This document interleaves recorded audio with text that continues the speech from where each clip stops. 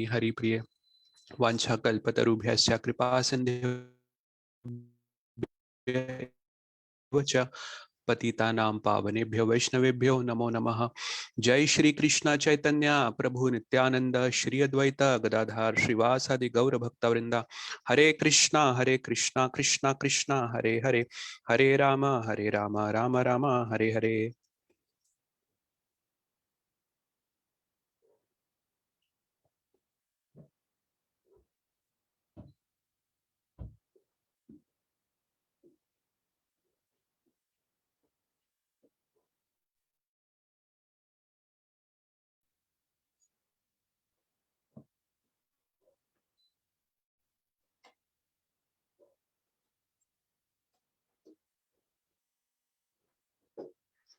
Hare Krishna everyone. So we were discussing the fourth chapter of the Gita, and I believe we completed until 4.8. So I'll share my screen.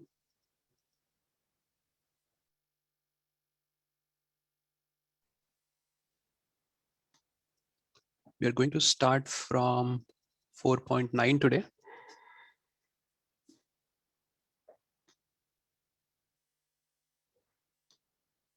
Okay, I have some.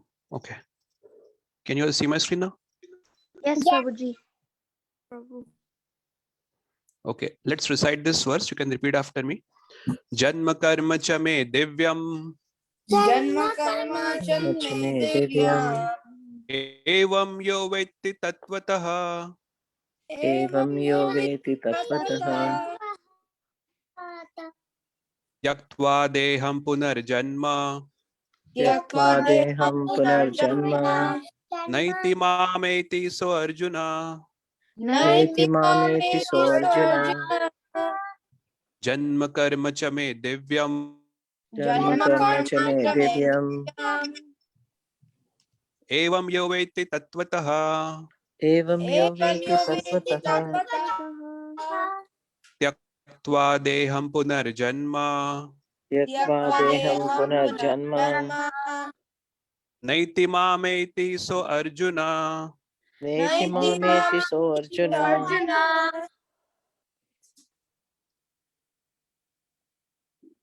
Janma karma cha me divyam. Janma karma cha me divyam. Evam yo vetti tatvatah. Evam yo veti tatvatah. Tyaktva deham punarjanma. Yaktva deham punarjanma. Naiti mameti so Arjuna. Naiti mameti so Arjuna.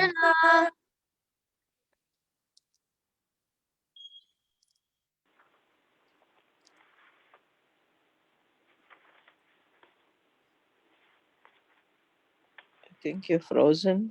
Ganpati, go ahead. Okay, I said someone else would like to recite the verse. Oh, we didn't hear you. Janma karma cha me divyam. Janma karma cha me divyam. Evam yo veti tatvatah. Evam yo veti tatvatah. Tyaktva deham punarjanma. Takta deham punarjanma. Naiti mameti so Arjuna. Naiti mameti so Arjuna. Janma karma cha me divyam. Janma karma cha me divyam. Evam yo veti tatvatah. Evam yo veti tatvatah. Tyaktva deham punarjanma. Tyaktva deham punarjanma. Naiti mameti so Arjuna. Naiti mameti so Arjuna. Janma karma. Okay, go ahead. Go ahead. You can do it. Janma karma cha me divyam. Janma karma cha me divyam. Evam yo veti tatvatah. Evam yo veti tatvatah. Takta deha punarjanma. Tyaktva deham punarjanma. Naiti mameti so Arjuna. Naiti mameti so Arjuna. जन्म कर्म च मे दिव्यम् जन्म कर्म च मे दिव्यम् एवं जो वेत्ति तत्त्वतः एवं यो वेत्ति तत्त्वतः त्यक्त्वा देहं पुनर्जन्म त्यक्त्वा देहं पुनर्जन्म नैति मामेति सोऽर्जुन। नैति नैति मामेति सोऽर्जुन। जन्म कर्म च मे दिव्यम् जन्म जन्म कर्म च मे दिव्यम् एवं यो वेति तत्त्वतः एवं यो एवं यो वेत्ति तत्त्वतः त्यक्त्वा देहं पुनर्जन्म त्यक्त्वा देहं पुनर्जन्म नैति मामेति सोऽर्जुन। नैति मामेति सोऽर्जुन। जन्म कर्म च मे दिव्यम् जन्म जन्म कर्म च कर्म मे च मे दिव्यम् दिव्यम् एवं यो वेत्ति तत्त्वतः एवं यो एवं जो वेत्ति वेत्ति तत्त्वतः तत्त्वतः त्यक्त्वा देहं पुनर्जन्म त्यक्त्वा देहं पुनर्जन्म नैति मामेति सोऽर्जुन। नैति मामेति सोऽर्जुन।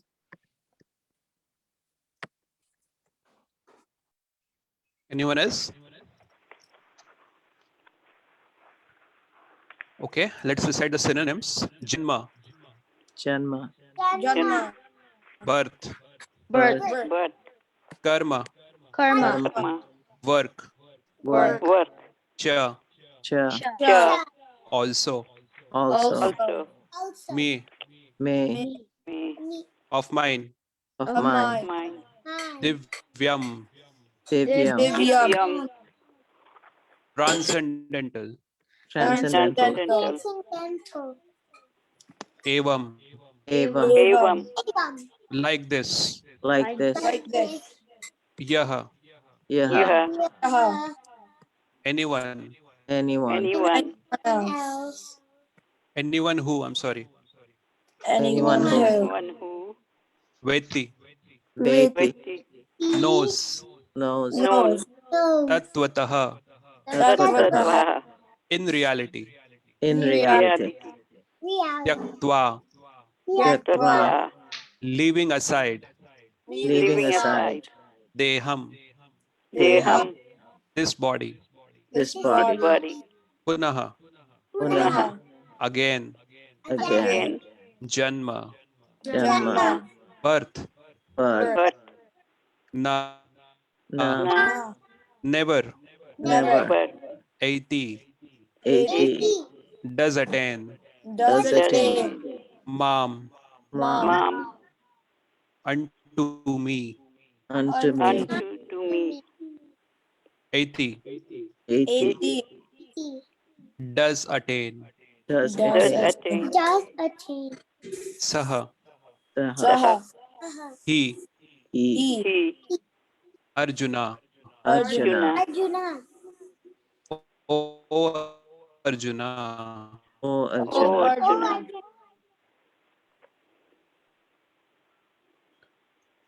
Translation and purport by His Divine Grace A.C. Bhaktivedanta Swami Srila Prabhupada. One who knows the transcendental nature of my appearance and activities does not, upon leaving the body, take his birth again in this material world. Purport: the Lord's descent from his transcendental abode is already explained in the 6th verse. One who can understand the truth of the appearance of the personality of Godhead is already liberated from material bondage. And therefore, he returns to the kingdom of God immediately after quitting this present material body. Such liberation of the living entity from material bondage is not at all easy.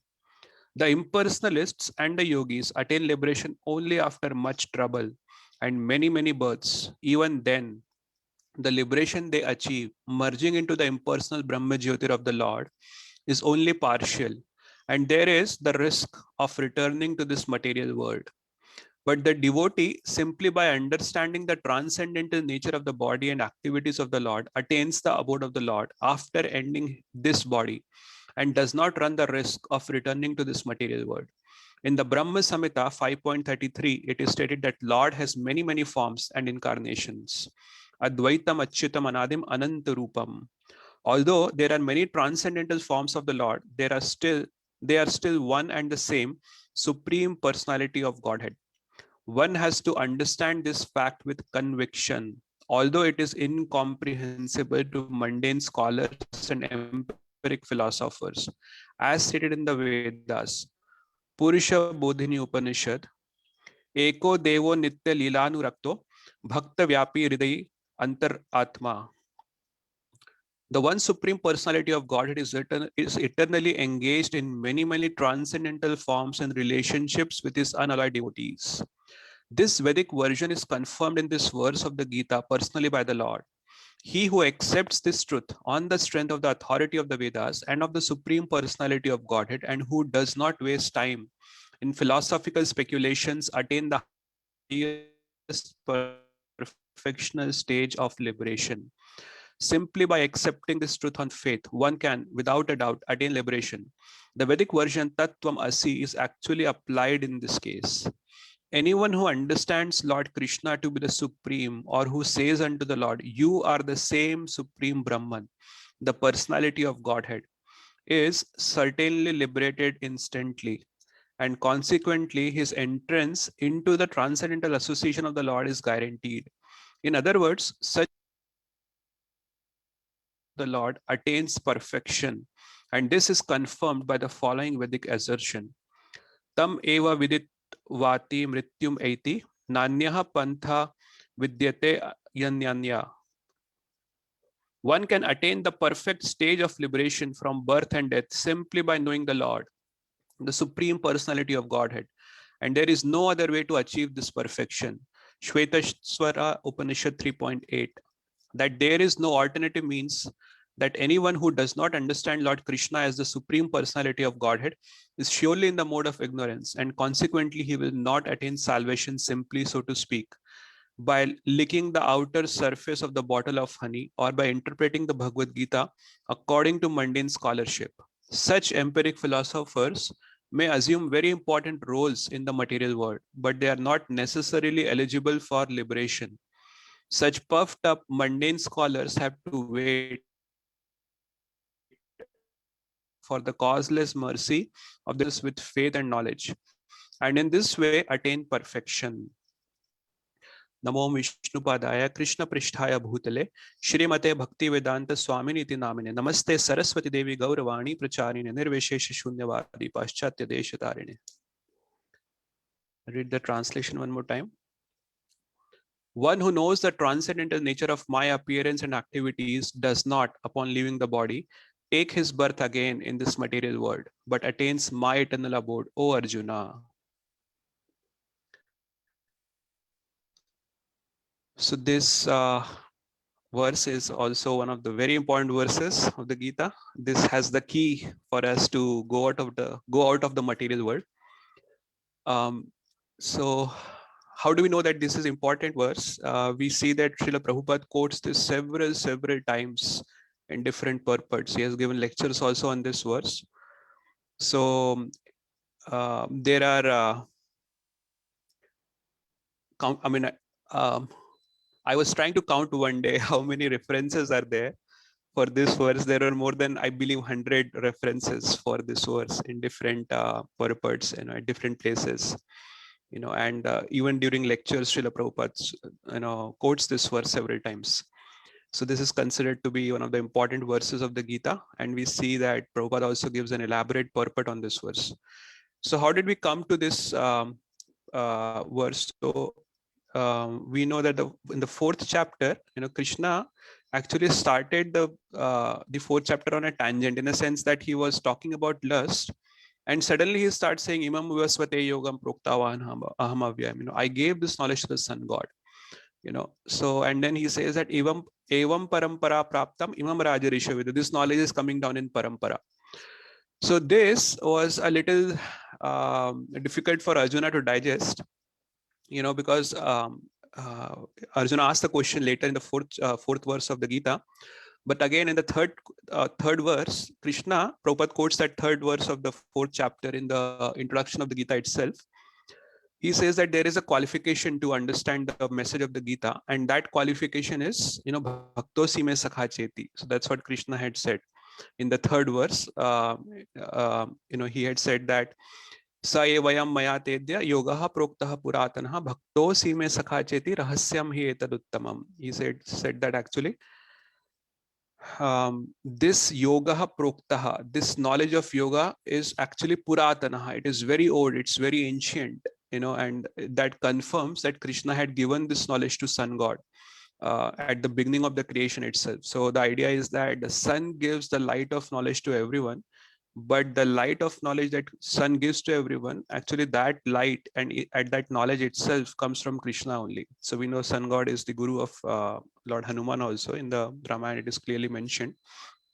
And then Krishna says actually this is rahasyam. It is the best kept secret. Rahasyam hi etad uttamam. Uttamam means there is a best secret, but uttama means, tama means ignorance. Uttama means something that can take us beyond ignorance. So he qualifies that, the qualification to receive this knowledge is that you should be my devotee, bhakta, So, and he continues over there. So actually right there, before Krishna could speak this knowledge, which he was going to tell to Arjuna, Arjuna interrupts Krishna. He says, please stop, tell me first, how can I understand this? Sun god Vivaswan is actually senior to you. Sun god has existed since time immemorial, since the beginning of the creation. But how do I understand that in the beginning you imparted this science to him? We know that Prabhupada mentions in the purport that actually it's not that Arjuna didn't know that Krishna is Vishnu. It's the same Vishnu. He has appeared as Krishna in this in this age, but he wants to hear it from Krishna. So far Krishna has not himself told Arjuna about his supreme position. Krishna is acting as the friends of the Pandavas, although every single Pandava knew that Krishna, who the real position of Krishna, yet they accepted Krishna as their relative, as their friend. So he wanted to hear from Krishna himself. And then Krishna says that actually, Arjuna, both you and I have taken many births. You don't remember them, but I remember them. So that was the 5th verse of the 4th chapter. It is very similar. There is a similar verse that comes in the 7th chapter. Vedaham samtitan vartamanani cha Arjuna bhavishyani cha bhutani mam tu vedana kaschina. He says actually, I know the Vartaman is the present, Bhavishyani and Bhutani there. So I know the present, the past, and the future. But Mam tu Vedana Kasya, but me no one knows. That is Krishna actually. So then so Krishna takes a divergent here. So from these verses, when Arjuna asked this question on the 4th, so 5 to 15, Krishna is talking about himself. He is telling about his supreme position. And after this 15th verse of the 4th chapter, Krishna doesn't talk so much about himself. Then the focus on Krishna will again come from the 7th chapter. So 7th chapter is where the bhakti section of the Gita starts. So Prabhupada quotes the 6th verse in the purport of 4.9, because 4.6 has the key to understand the descent of Krishna. He says, Ajopi san avyayatma bhutanam ishwaropi san prakritim swam adhishthaya sambhavami atma. So Krishna is unborn, means Krishna doesn't take birth. Yet we see that there are descriptions that are given in the scriptures about Krishna's appearance, as the son of say Dashrath Maharaj when he comes as Lord Ram. He is the son of Dashrath. When he comes as Krishna, he is the son of Vasudeva and Devaki. So how it is, Acharyas explain that, it's not that Krishna is appearing for the first time. It's like sun. Sun sets in the evening and then it appears again in the morning. So the sun is always there, but it keeps appearing and disappearing from our vision. So Krishna is Aja. So we can say that, even the Atma is Aja. The living entity also is Aja. The soul is never birth. Soul never takes birth. Krishna says in the 2nd chapter, it does not come into being. So there is that verse. So how do we understand this? So Krishna actually makes it very clear. He says, Bhutanam Ishwaropi San. I am not an ordinary living entity. I am the Ishwara of all the Bhutas. Bhutas means the living entities. And then he says, Prakritim Swam Adhishthaya Sambhavami Atma Mayaya. I appear, from my own potency, So, and then so after he clarifies that, so the internal potency, the own potency is, so we are bound by the external potency of the Lord. Krishna appears from his own internal potency and out of his will, out of his own choice. We'll talk about it a little later again. So after saying this, 4.6, there is the concept of avatar that comes. The 4.7, Krishna says, Yada yada hi dharmasya glanir bhavati bharat. When does Krishna appear? So the timing of his appearance, that is what is mentioned in 4.7, Yada yada hi dharmasya. Whenever there is a, so basically, when does he appear? Whenever the spiritual knowledge is lost and when materialism is prominent.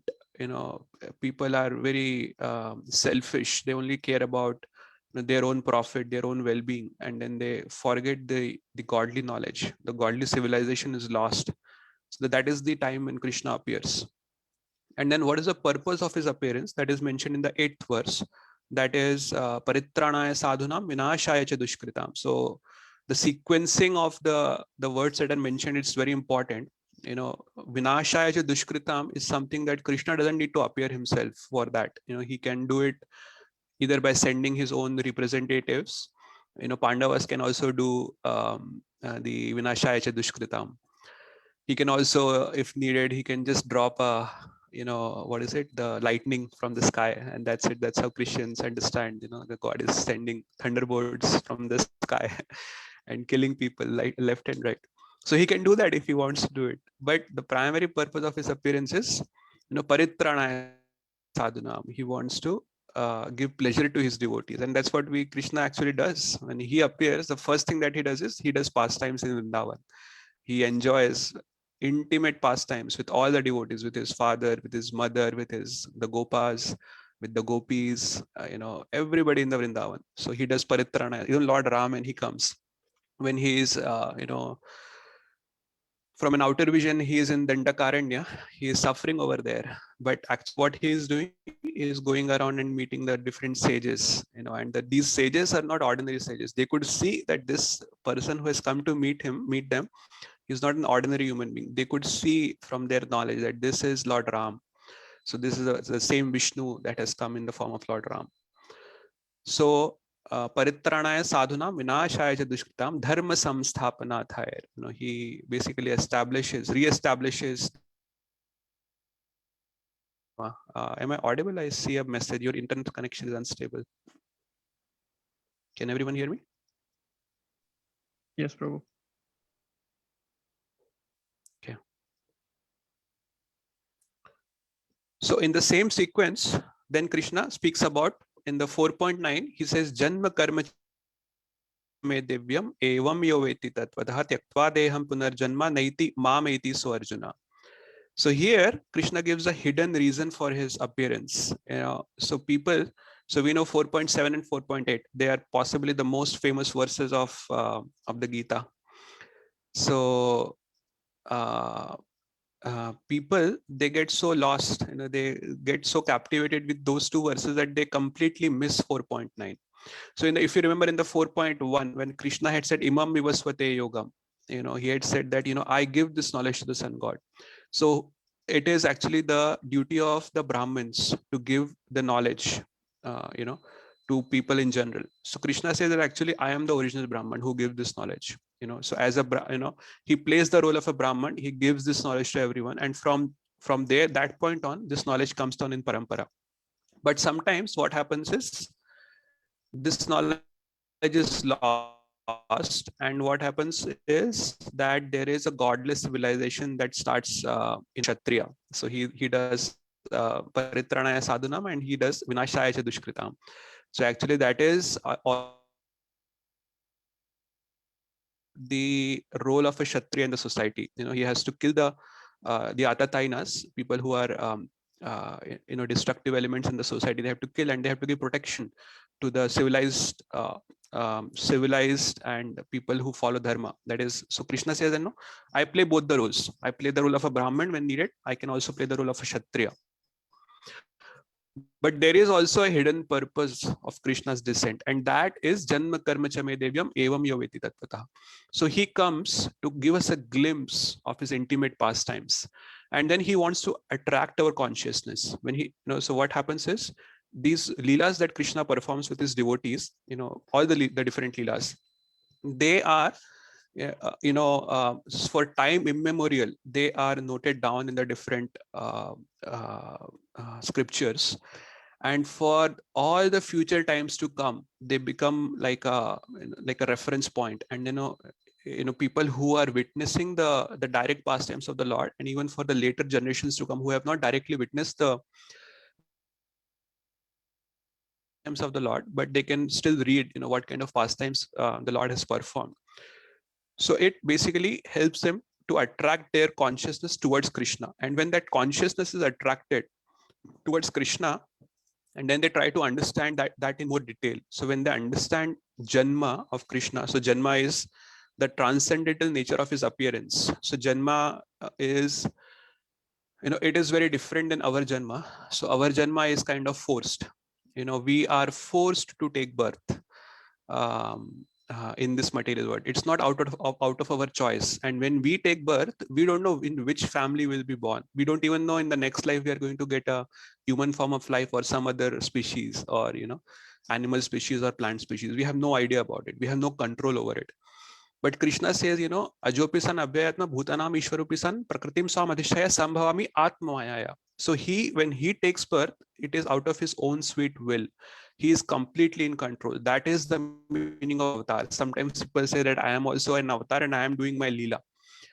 So this Leela that we do, it's not actually the same Leela as Krishna performs. First of all, using the word Leela for our activities is like an offense to Krishna. So we shouldn't be doing that. But sometimes people say that, I'm doing this is my Leela. So that's where it comes. Karma. So karma, how Krishna's karma is transcendental. There is a prayer that comes in the 86th chapter of the 10th canto. I'm missing the exact verse, but there, in the prayer, it is mentioned that, my dear Lord, you are actually, this word is a manifestation of your dream. So it is said that, this word is like a virtual reality. So it is like a dream of Mahavishnu. And Mahavishnu is in the Yog Nindra, and this is whatever is happening. It is like a dream of Mahavishnu. So it is not real, it's a dream. But he says that you are such a transcendental Lord that, you see this dream and you can also enter dream. So it is like, say, for example, when we are watching the television, says there is a TV series that is going on, and we know that it's not real. It is all, people are acting there, so, but when we see it, we think that it is real, and that's how we try to enjoy it. So just imagine if we are watching the TV and then we don't like something, and if we are able to enter into the TV and then we start manipulating things, although we know it's not possible, but that's how Krishna does. So he is actually able to do it. That is his potency. So when Krishna comes as Krishna, when he himself descends, so we know that when he performs the pastime of, he eats dirt. And then Balram goes and tells to Mother Yashoda that Krishna has actually eaten dirt. And Yashoda becomes a little angry, and then he asks Krishna to open the mouth. And when Krishna opens the mouth, but when he opens the mouth, he shows the whole universe within himself. So how is it possible? When Krishna is in the universe, how can he show the universe inside his mouth? So that is the potency of Krishna. Krishna is like, another example is when Krishna is on the battlefield, when he's speaking the Bhagavad Gita. At that time, Arjuna asked Krishna to show that, please show me your universal form. So Krishna is like one warrior standing on the battlefield, but then within that, he can show the whole universe within him.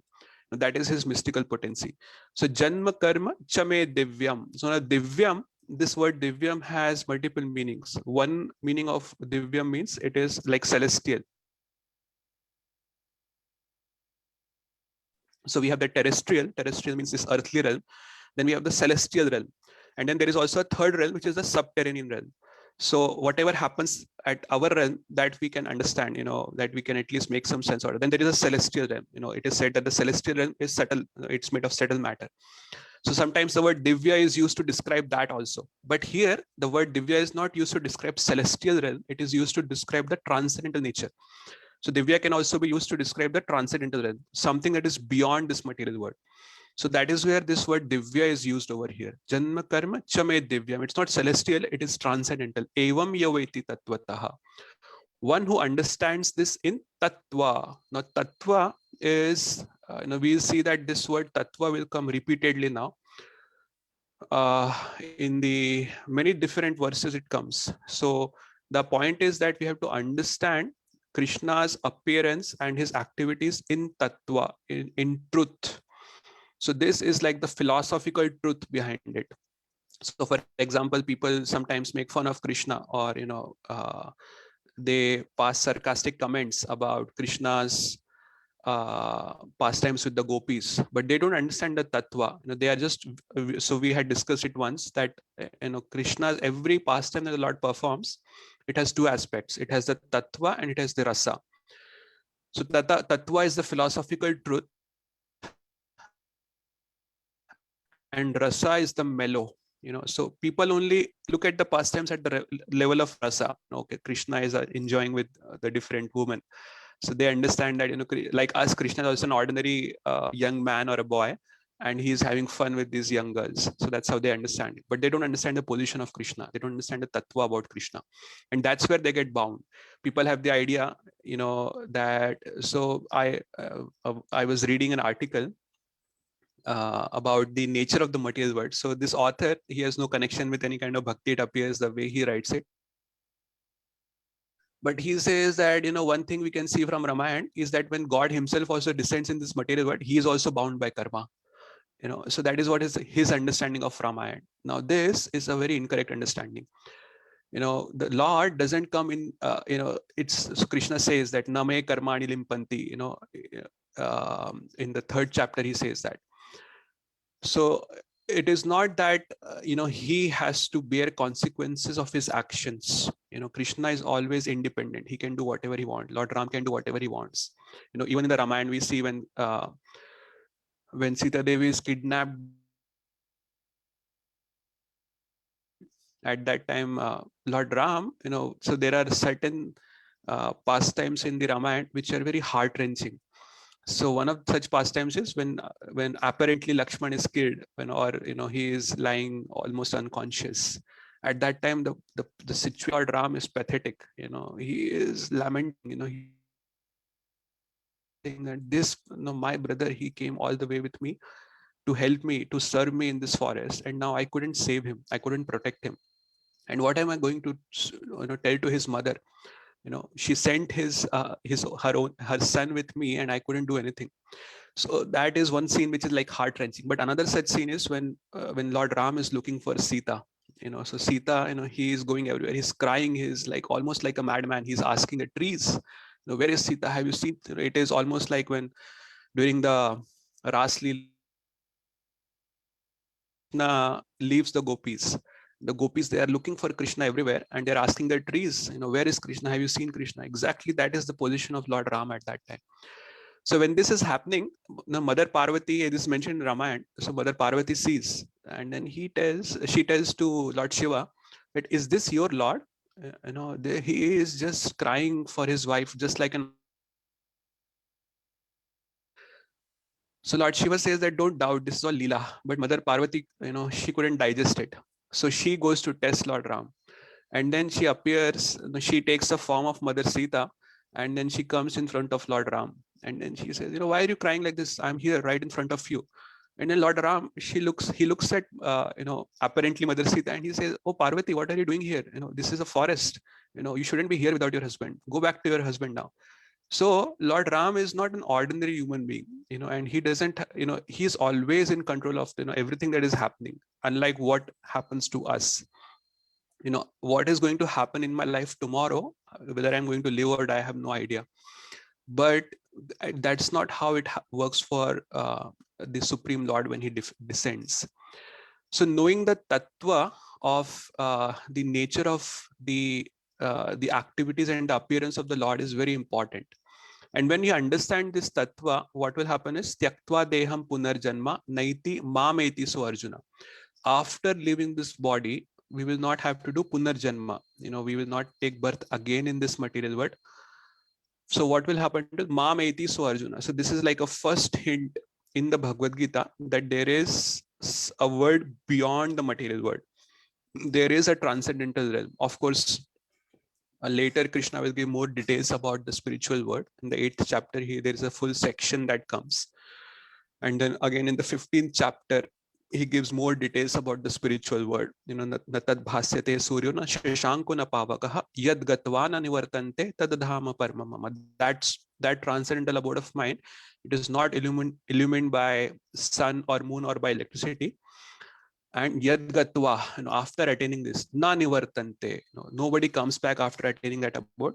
Tad dhama parmamama. That supreme abode is mine, actually. That's how Krishna is. We have discussed earlier about the avatar. What exactly does avatar means? So we know that avatar, so the definition of avatar is given in the scriptures. Avatiriti iti avatar. One who descends in this material world is avatar. So what it means is that these different forms of the Lord, they always exist. And they just tend to this material. It's not that Ram appeared in this world. There is no existence of Lord Ram. Lord Ram, eternally exists in the spiritual world. There is an eternal abode known as Ayodhya and the Vaikuntha planets. And Lord Ram is always over there. Similarly, Narsimha is always present in the spiritual. It's not that, for the first time to protect Prahlad, he appeared from the pillar. He has always existed. But, he will appear in the material world at certain times. So Lord Brahma, in one of the prayers, he describes why these different kinds of avatar appear. He says, Yatya dhya durgaya vibhavayanti tattad vapu praniyase sadanugrahaya. He says, my dear Lord, you are so merciful that whoever, wants to worship you in whatever form, you take that form, to sadanugrahaya, basically to bestow your mercy upon that person. So you appear in that form so that that person can connect with you. So you are so merciful. So we know that avatars, although avatar is it's a complex concept, but yet we see that we have this book available to us, Laghu Bhagavatamrit, in which Rupa Goswami describes it's a book of avatar science. It clearly describes what are different characteristics of the avatars, how the different avatars can be classified into different in different categories. So he primarily talk about 6 different categories. Most of us would know. Anyone would like to quickly mention what are the 6 categories of avatars?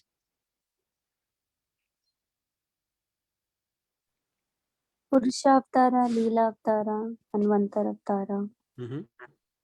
Guna avatar. Guna avatar, yeah. 2 more. Yuga and Shakti Avesh. Okay. So Purusha avatars are those avatars, they are like the sources and sustainers of the material world. That is Karanadaksha Vishnu and Kshirodaksha Vishnu. These avatars are prominently known as the Purusha avatars. Then we have the Leela avatars. Those avatars are that primarily descend to perform different pastimes. So Krishna is Leela Purushottam. He is the highest among the Leela avatars. And then we have the Guna avatars. Guna avatars are the avatars that take charge of the 3 gunas. So Brahma, Vishnu, Mahesh takes charge of the Sattva, Rajas and Tamas. Those are the Guna avatars. And Manvantara avatars, these are the avatars who appear in every Manvantara, in the realm of each Manu, and they take care of law and order in that particular Manvantara. Then we have the Yuga avatars. Yuga avatars are those avatars that descend to preach the Yuga Dharma for that particular Yuga. So we know that Chaitanya Mahaprabhu is both the Yuga and a Leela avatar. He performs Leela also, and yet he is also a Yuga avatar. He preaches the Sankirtan Dharma, which is the Yuga Dharma for this particular Kali Yuga. And then finally the Shaktiavesh avatar. Shaktiavesh avatar.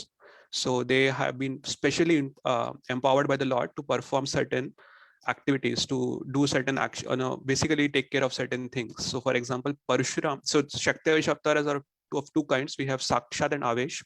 Sakshat is when the himself descends and performs a particular, that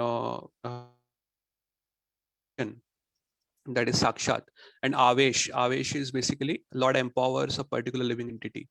He is a Jiva Atma, but the Lord bestows upon him all the potencies, almost all the potencies of to act like God in that person. So Parshuram, in that sense, it is considered he's the Avesh avatar in the Shakti Avesh category. So he is an empowered incarnation. Similarly, Lord Buddha, it is said that he is an empowered incarnation. So those are the 6 avatars. Now avatar, so not generally it is like a misconception that the avatars, they all come from Vishnu. So Vishnu is the highest, and from him comes all the avatars. Krishna is a manifestation of Vishnu. So it said that Vishnu is higher than Krishna, but actually that is not true based on what we know. Ete chamsa kalahapumsa Krishnastu Bhagwan Swayam. So Krishna is God himself. He is the avatari. He is not avatar. We also have the famous verse in the Brahma Samhita, Ishvaraha Paramaha Krishna Satchidanand Vigraha Nadir Adir Govinda Sarva Karana Karanam. So Krishna actually is the source of all incarnations. So I have made us appear and how Krishna is the fountainhead of all the avatars. Let me quickly share my screen. So can you all see my screen?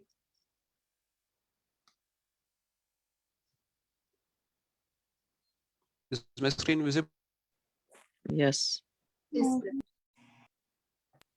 Okay. So on the top we have Krishna. So Krishna is the avatari. So the first incarnation of Krishna is Balaram. So Krishna and Balaram, as such, there is no difference. Prabhupada says that Balaram is Krishna in white complexion. That's how Prabhupada explains.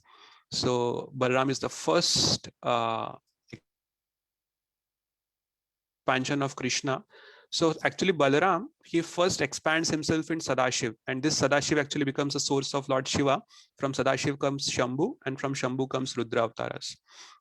So that is the first expansion of Balaram. And then there are 4 Chaturvyuha expansions that come from Balaram. We have Vasudev, Sankarshan, Pradyumna, and Aniruddha. So now these 4, actually every particular incarnation of the Lord has a particular purpose. It's not that just for fun Krishna is expanding into Balaram and Balaram is expanding into Sadashiv. So it's a little complex. It is all mentioned in the scriptures, the purpose of these expansions. And if time, I don't think the time will permit today, but maybe in the future we can talk about the purpose of all these, the Vyuha manifestations and other. So within this Vyuha, we see that Sankarshan, he expands into Narayan. And then further, this Narayan, he expands into a second quadruple expansion, like the second Vyuha. Again, he expands into Vasudev, Sankarshan, Pradyumna, and Aniruddha. Now from Sankarshan comes Mahavishnu. So Mahavishnu is also known as Karanodakshai Vishnu.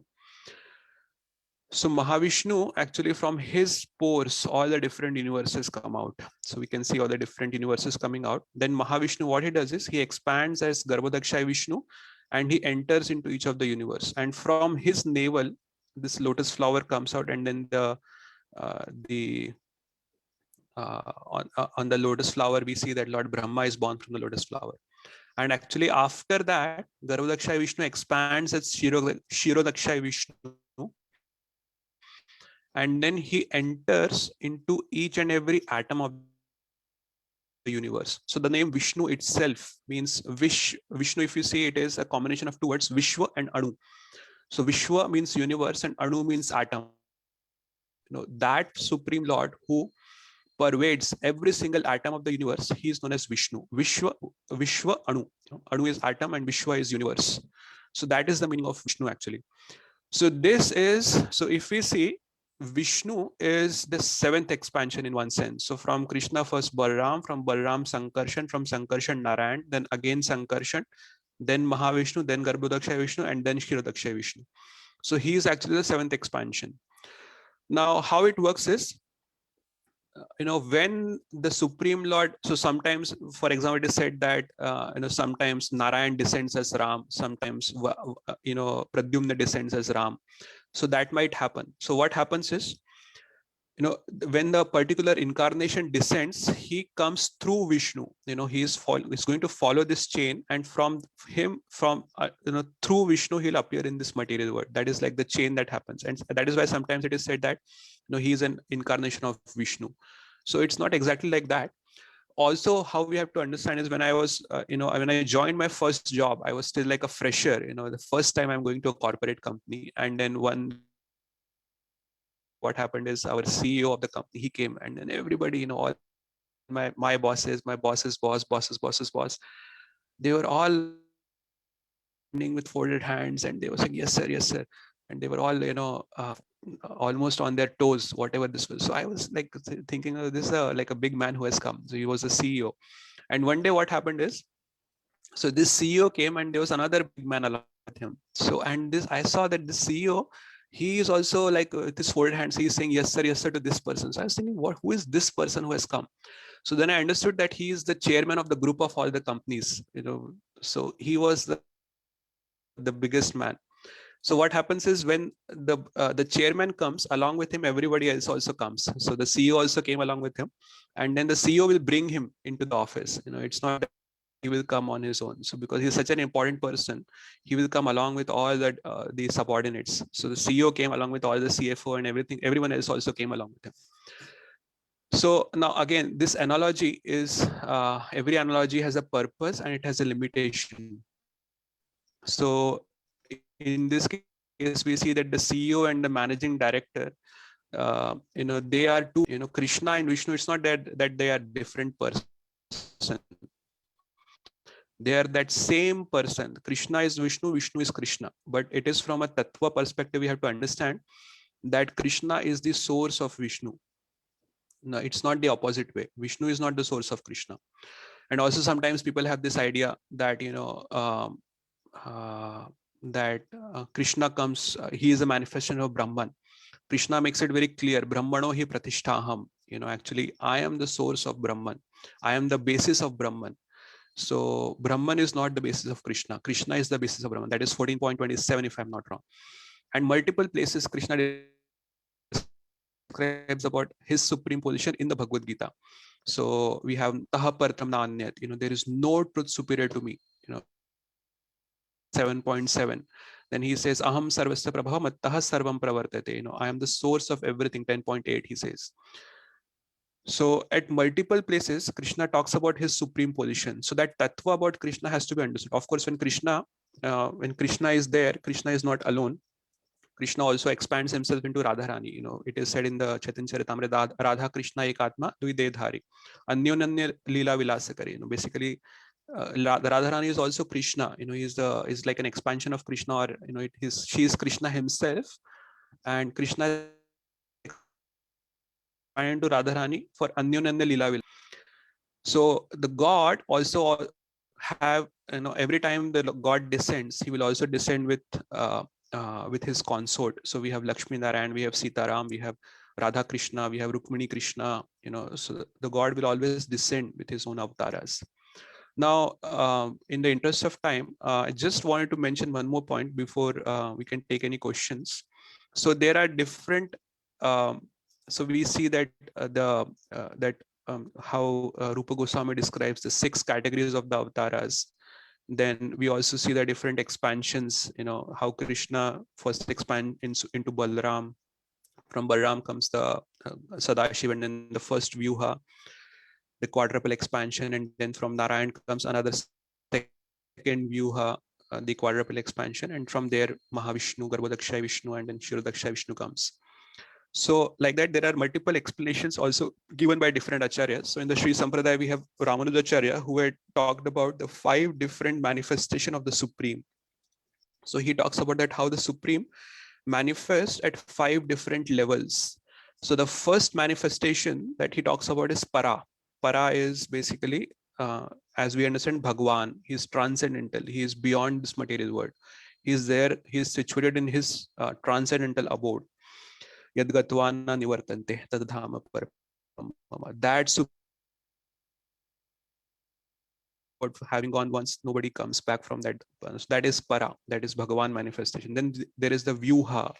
So Vyuha again, so he also talks about the Vasudev, Sankarshan, Pradyumna and Aniruddha. And then he gives the what is the purpose of this Vyuha. So he describes, now different acharyas have given different purposes of this, the 4 Vyuha expansions that are there. It's not that, you know, one is correct and one is not correct. You know, they may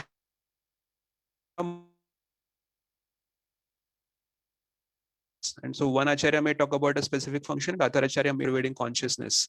You know, it can also be understood as maybe say Brahman, if we have to understand it that way.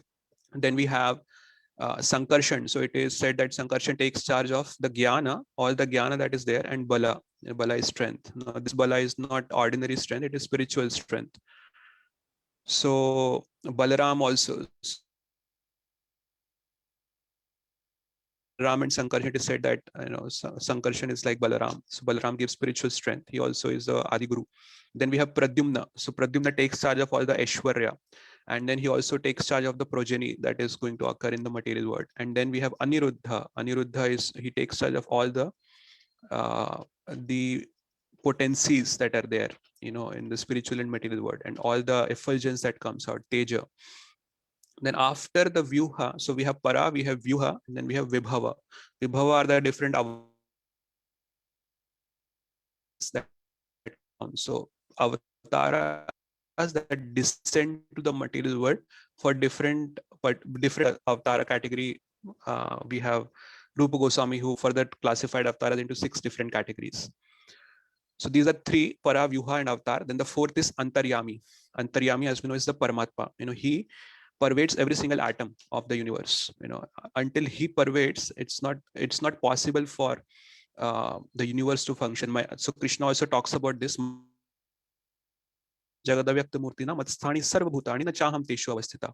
Nacha Matsthani Bhutani Pashyame Yogameshwaram Bhuta Bhrana Nacha Bhutasto Mamatma Bhuta Bhavana. 9.4 and 9.5 he talks about this.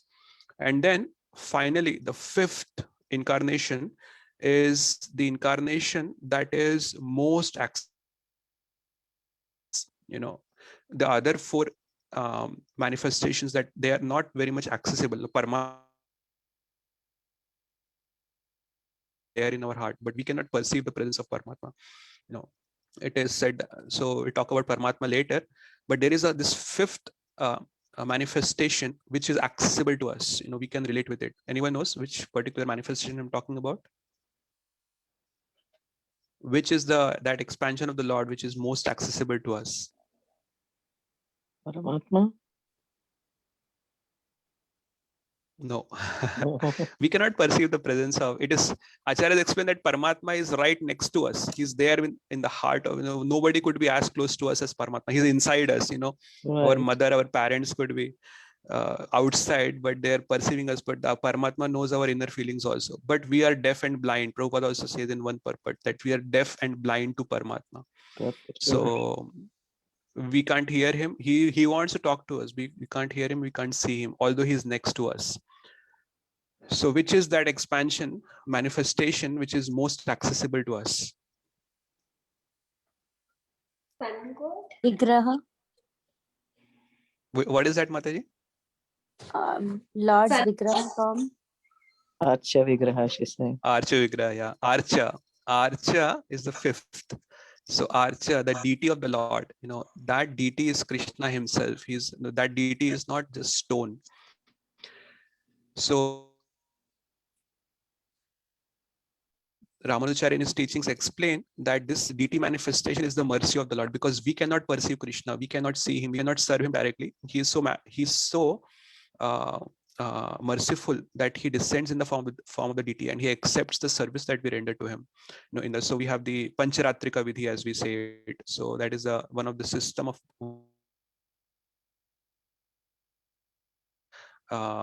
worshipping the deities. Now, some people say that actually in the Vedas it is not mentioned. You know, there is no discussion about any deity. So, and this is all a later addition, and this deity system is not there. So we have to understand that Veda doesn't deal with deity system. Actually, they are basically deal with different fire sacrifices. So in the Vedas, we prominently find the different ways to worship through the medium of fire sacrifice. The so the Pancharatrika, so we have the Narad Pancharatra, which deals with the deity worship. So we have also. So with that, so again, I just mentioned 5 expansions, manifestations that Ramanujacharya talks about. So we have Para, you. Then we have Antaryami. Then we have 5th is the Archa, and Archa is the most accessible to us. So I know I have exceeded the time, so I take a poll and see if there are any questions or comments or corrections about what I said today. I have a question. So you said that Yes, Madani, please go ahead. Yeah, Arjuna and the Pandavas knew that Krishna was God, you said, right? But at the same time, in the 10th chapter, Arjuna laments that he treated Krishna like a friend, and he treated, him like an ordinary person, and he didn't recognize he was God. So how does that? Yeah, so first, so he laments in the 11th chapter, but in the 10th chapter, he says this, Ahustvam Rishya Sarve, Deva Rishir Naradastata, Asito Devalo Vyasa, Swayam Chaiva Bravishime. So he said that actually I have heard this, Param Brahma, he says 10.11, 10.12, Param Brahma Param Dham, Pavitram Paramam Bhavan, Purusham Shashvatam Divyam Adi Deva Majam Vibhum. So after glorifying Krishna as the Supreme Lord, then he says, Ahustvam Rishya Sarve Dev Rishir Naradas-tatha Asito Devalo Vyasa Swayam Chaiva Bravishime. Now in the 11th chapter, Krishna shows his universal form to Arjuna. And Arjuna, he was so fearful after seeing that form. He has not seen that kind of form at all. First, so there are 2 aspects to that form. The first aspect that he sees is, all the demigods are there, and all the different planetary systems are shown to Arjuna. But then after that, he sees the Kala Rupa. The Kala Rupa is devouring everyone. It is so angry, and even the demigods, they are petrified to look at this form. And they also are, trying to appease this Kala Rupa is so ugra that it is trying. So these demigods are also, they are so fearful after looking at this form. And they are trying to pacify the Supreme Lord. They are thinking that this Ugra Rupa has appeared, and they are they are reciting different Veda mantras to pacify the form. So when Arjuna, he says that actually, I have known that you are God, but I'm just trying to remember that he uses a specific word over there. Ajanata Mahima Ananta Vedam. He says that, although I knew that you are God, but Ajanata Mahima Ananta Vedam, I couldn't, perceive your opulence. Ananta Vedam, or his this glory. was, He did not perceive his glory. Yeah, what is the meaning of God, that I couldn't fully comprehend. And when he sees, what is his real glory, that time he says that, what is that? With a very sweet verse, he says, Sakheti matva prasbham yuduktam he Krishna he Yadav he Sakheti ajanata mahima ananta vedam maya pramadatya pranayana vapi. I have called you with these names. I have rashly addressed you as Krishna, Yadava, or my friend, but I didn't know all these glories of you. And then he says, and either I was in madness or in love. I know, so he is not able to dislove. Out of love we forget. So it is said that Prabhupada also used to say that, right? What is it?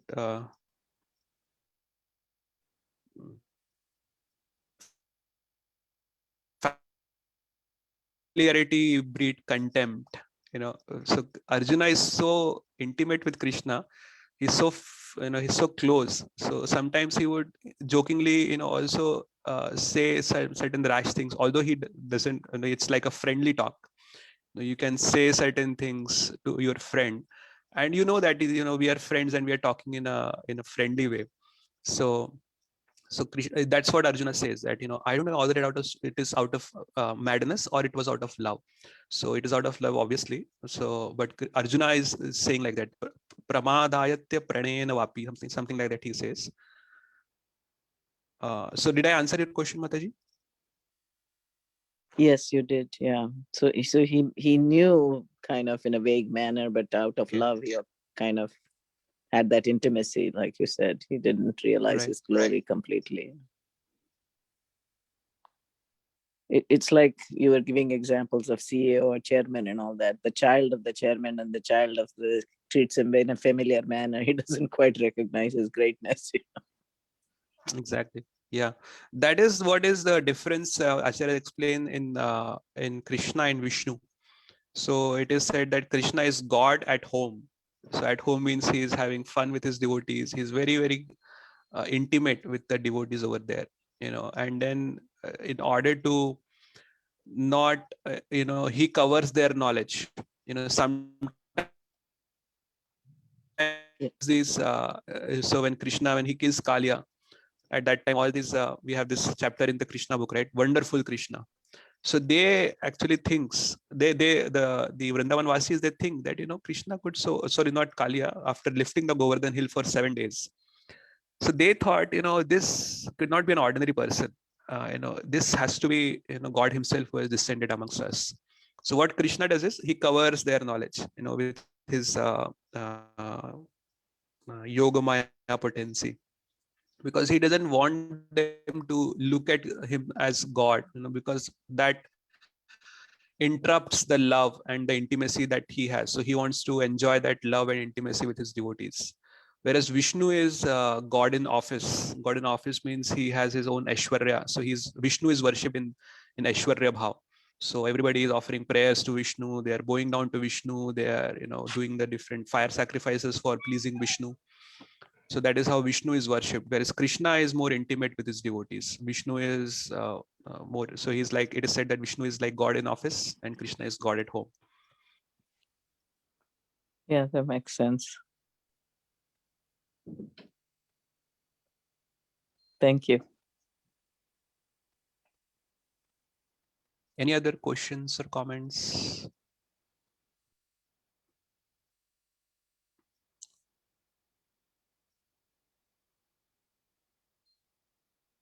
Okay, if not, then we can stop here. Thank you, everyone. Thank you for joining. Vansha kalpatarubhyascha kripa sindhubhya eva cha patitanam pavanebhyo vaishnavebhyo namo namah. Ananta Koti Vaishnavranti ki jai. Shri Bhagavad Gita ki jai. Srila Prabhupada ki jai. Hare Krishna. Thank you so much, Ganpati Govinda.